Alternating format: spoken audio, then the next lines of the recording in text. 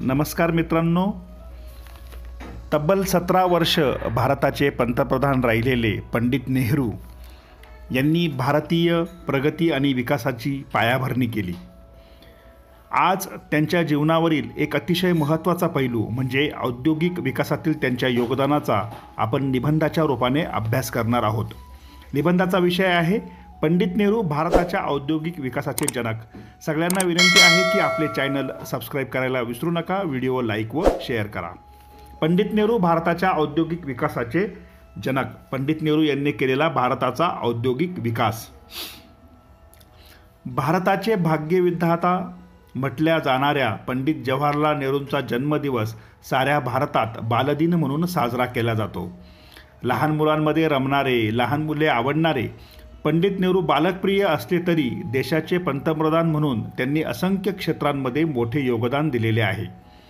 देशाचे पहिले पंतप्रधान या नात्याने त्यांनी केलेल्या देशाच्या आर्थिक, औद्योगिक, वैज्ञानिक, शैक्षणिक, आंतरराष्ट्रीय धोरण तसेच विविध कला व सांस्कृतिक क्षेत्रांच्या पायाभरणीचे मूलभूत कार्य अलौकिकच आहे। त्यांना आपल्या भारताचे भाग्यविधाते म्हटले जाते।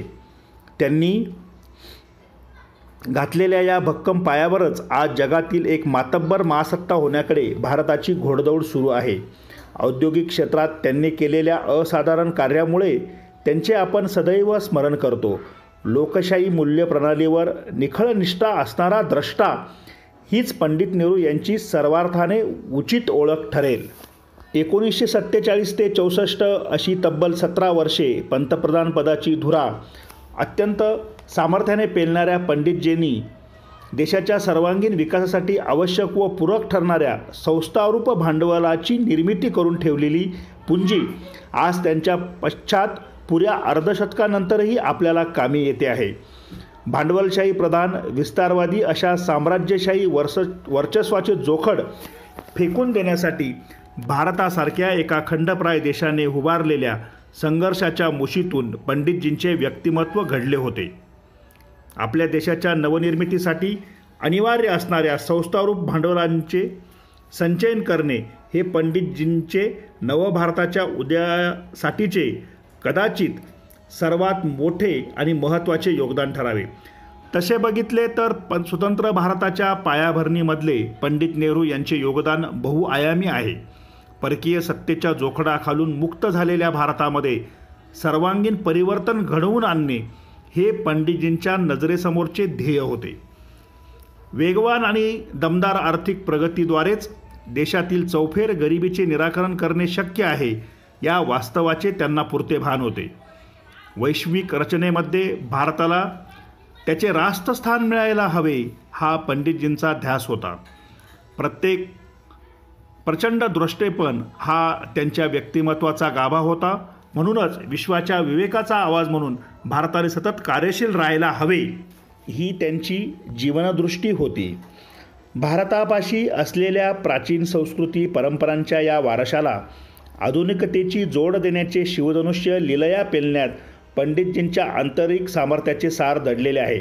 स्वातंत्र्य मिळाल्यानंतर मुख्य आव्हान होते ते आत्मनिर्भर बनण्याचे। नवस्वतंत्र देश प्रथम कणखर ताकदवान बनला तरच आत्मनिर्भरतेची स्वप्ने तो पाहू शकतो याची विलक्षण स्वच्छ जाण पंडितजींना होती। देशाला कणखर बनवायचे तर देशाची संरक्षण व्यवस्था अभेद्य आणि बुलंद हवी। संरक्षण यंत्रणा व प्रणाली सक्षम करायची तर संरक्षण सामग्रीच्या निर्मितीचा देशांतर्गत पाया चांगला विस्तृत आणि मजबूत हवा। 1956 मध्ये श्री गणेशा झालेल्या दुसऱ्या पंचवार्षिक योजनेचा मुख्य भर आधुनिक आणि पायाभूत उद्योगांच्या निर्मितीवर ठेवला गेला। पोलाद हा संरक्षण सामग्रीच्या निर्मितीमधील एक मुख्य घटक। नाना प्रकारची यंत्रसामग्री पोलाद व लोखंडाच्या वापराविना अशक्यच। त्यामुळे पोलाद, लोखंड यंत्रनिर्मिती, वीज निर्मिती यांसारख्या पायाभूत उद्योगांच्या स्थापनेवर दुसऱ्या पंचवार्षिक योजनेदरम्यान लक्ष केंद्रित केले गेले। अशा प्रकारचे मूलभूत उद्योग निर्माण झाल्याने एकंदर औद्योगिकरणाला चालना मिळत असली तरीही पायाभूत सेवा सुविधा या उभेच राहू शकत नाहीत। त्यामुळे पायाभूत सेवा सुविधांच्या विकासाचा पैलूही दुसऱ्या पंचवार्षिक योजनेमध्ये केंद्रस्थानी ठेवला गेला। देश आधुनिक बनायचा तर समाजमन प्रगत व प्रगल्भ बनायला हवे। देशातील अर्थकारण व आधुनिक बनले तरच समाजमन विकसित होऊ शकेल. हा कार्यकारण भाव जोखूनच आधुनिक उद्योगांच्या स्थापनेवर दुसऱ्या पंचवार्षिक योजनेमध्ये भर दिला गेला.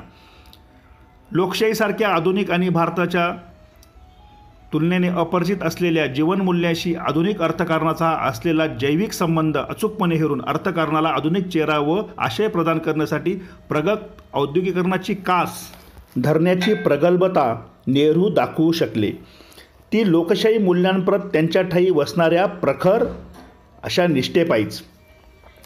सरकारला आणि पर्यायाने सरकारी मालकीच्या उद्योगांना अर्थव्यवस्थेमध्ये कमांडिंग हाईट्सचे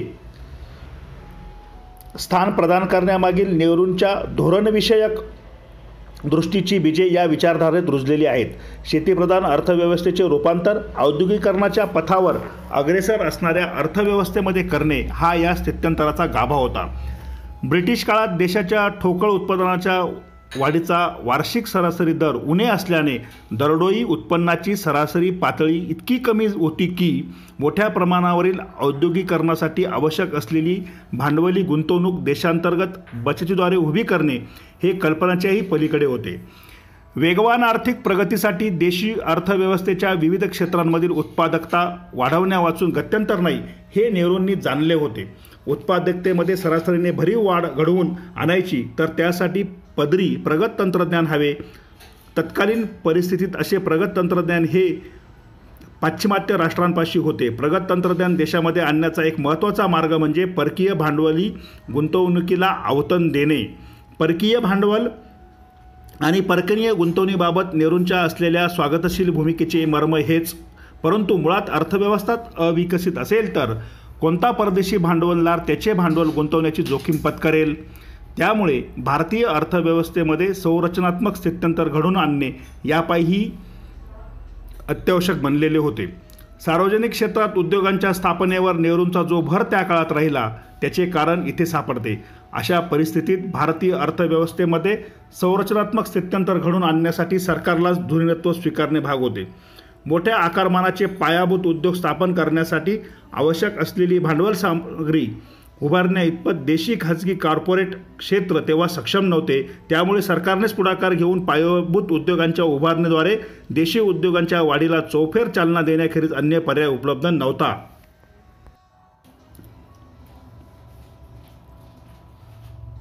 तोच पर्याय मग नेहरूंच्या आमदानीत त्यांनी निवडला. सार्वजनिक क्षेत्रातील उद्योगांना भारतीय अर्थव्यवस्थेतील कमांडिंग हाईटचे स्थान प्राप्त करण्याचे धोरणात्मक पाऊल उचलले गेले. सार्वजनिक क्षेत्रातील उद्योगांमुळे तंत्रज्ञानाची निर्मिती, विकास आणि विस्तार यांना चालना मिळाली. खाजगी उद्योग क्षेत्राच्या वाढीसाठी अत्यावश्यक असलेल्या यंत्रतंत्राचे आणि यंत्रांच्या सुट्ट्या भागांचे उत्पादन आपल्या देशात सुरू झाले. औद्योगिक संस्कृतीशी परिचय झालेला प्रशिक्षित कर्मचारी वर्ग आणि शिक्षित यंत्रकुशल मनुष्यबळ खाजगी उद्योगांना प्राप्त होण्याचा मार्ग त्यामुळे प्रशस्त झाला. संस्थारूपी भांडवलाचा देशी पाया विस्तारण्यासाठी पंडितजींनी केलेल्या उदंड प्रयत्नांकडे आपण या सूत्राला धरूनच बघायला हवे. सार्वजनिक गुंतवणुकीचे आकारमान, विनियोग आणि विकासाच्या कार्यक्रम पत्रिकेवरील प्राधान्यक्रम निश्चित करण्यासाठी केंद्रीय नियोजन मंडळाच्या स्थापनेचे अत्यंत महत्त्वाचे पाऊल स्वातंत्र्यानंतर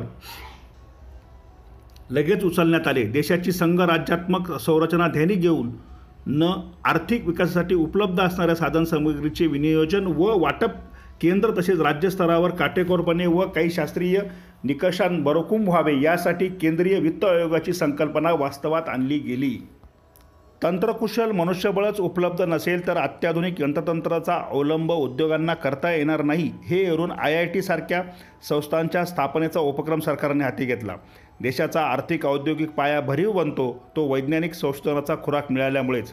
हे दोन्ही पैलू साध्य होण्याच्या दृष्टीने council of scientific and industrial research या संस्थेची स्थापना घडवून आणण्यात पंडितजींच्या विज्ञानप्रेमी व्यक्तिमत्वाची प्रचिती येते.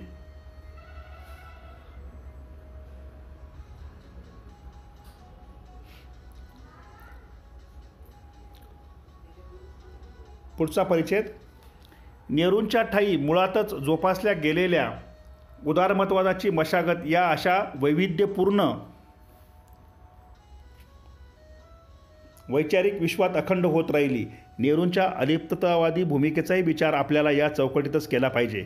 बाजारपेठीय स्पर्धेच्या निर्गम तत्त्वज्ञानावर भिस्त असणारी अमेरिकेसारखी भांडवलशाही प्रधान राष्ट्रे किंवा संपूर्णतः सरकारप्रणीत केंद्रवर्ती सर्वंकष नियोजनावर श्रद्धा असणारे रशियासारखे समाजवादी साम्यवादी देशसमूह यांपैकी कोणत्याही एका टोकाच्या तंबूत तांब्या भांडे ठेवणे नेहरूंना त्यांच्या उदारमतवादी जडणघडणीपायी शक्य झाले नसते.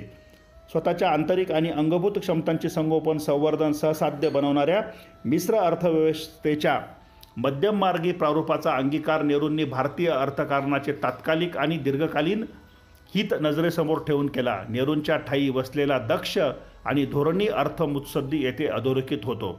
आधुनिक औद्योगिकरणाच्या विकासाच्या प्रगतीची क्षमता भारतीय अर्थव्यवस्थेमध्ये निर्माण होण्यासाठी आवश्यक ती धोरणात्मक आणि संस्थात्मक पायाभरणी केल्याबद्दल आपण पंडितजींचे सदैव ऋणी राहिले पाहिजे. विद्यार्थी मित्र, धन्यवाद. शिक्षक आणि अभ्यासकांनो, नेहरूंच्या भारतीय औद्योगिक विकासातील योगदानाची चर्चा आपण अतिशय सूक्ष्मपणे आणि बहुतांश मुद्द्यांना स्पर्श करण्यात केलेली आहे.